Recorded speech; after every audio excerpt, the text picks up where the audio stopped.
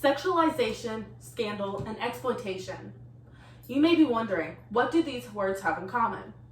The answer, children's beauty pageants. Every year, millions of little girls are entered into these beauty pageants and forced to endure predicaments that are hidden behind closed doors. Because of the speech I'm delivering to you right now, I had to do some very detailed research, and I found out how truly corrupt this industry really is. By learning the problems and causes of these problems, we can start to solve the business's issues from the inside. Today, I plan on showing you how children's beauty pageants are corrupt by first discussing the massive problems within child beauty pageants. Then I'll tell you the two main causes of these massive problems. And finally, I'll tell you the possible solutions to these problems and what you can do to stop the corruption. First, how are children's beauty pageants a problem? All around the world's many child-based beauty pageants, kids are forced to endure physical pain and abuse. Young girls endure this in order to look as captivating and as attractive as possible for the judges.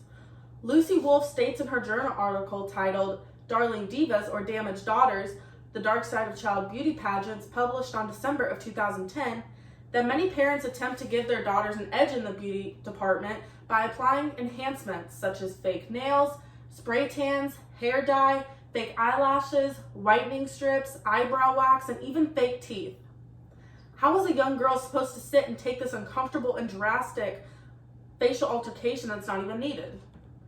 Lucy also claims that another potential source of physical harm is the consumption of large amounts of sugar and caffeine in order to stay awake and energized during the almost 12-hour-long pageant day.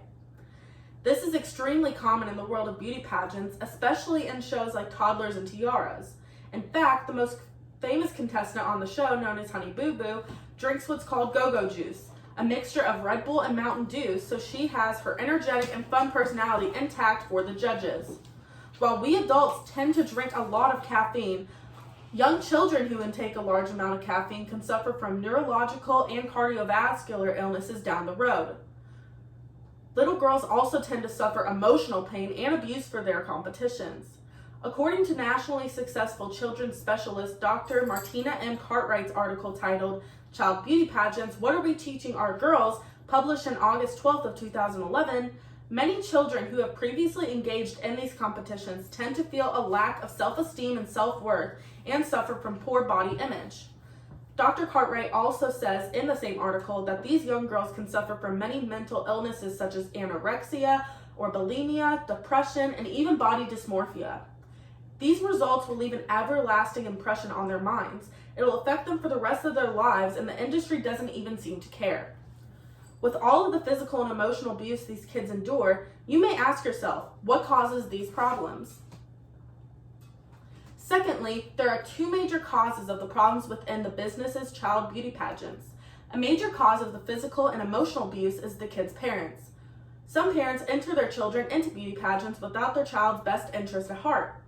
The journal article, Protecting Pageant Princesses, a call for statutory regulation of child beauty pageants, published on March 1st of 2010 by Lindsay Lieberman, brings to light that some babies, even as young as 2 weeks old, are shown disinterested in pageant life.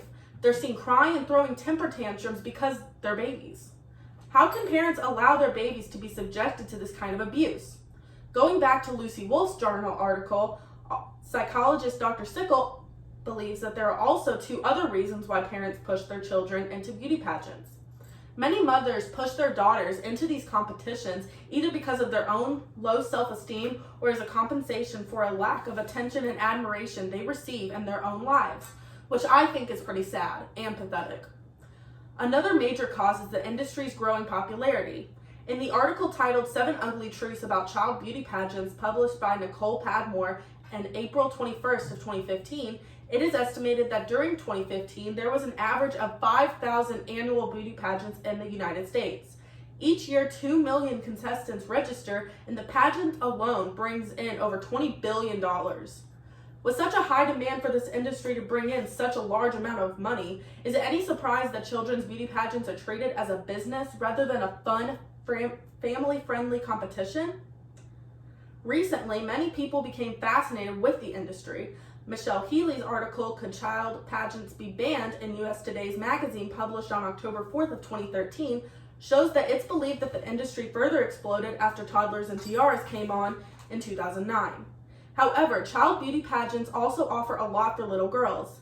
Natalie Rajoli argues in her article published on July 15th of 2015, titled 10 Principal Pros and Cons of Child Beauty Pageants, that some kids also gain self-confidence, further the education through the financially beneficial prizes, and learn the value of discipline. Now that we've discussed the possible potential benefits of children's beauty pageants and the overwhelming problems that lie within the industry and what causes them, we can move on to how we can possibly solve them. Third and last, what we can do to solve the problems with child beauty pageants. We can try to change the way things are done in the industry by creating regulations for these events and the way they're judged. Currently, the law trusts that parents will make decisions that are in the best interest of their child, but based on the evidence I gave you earlier, not all parents have their best child's interest.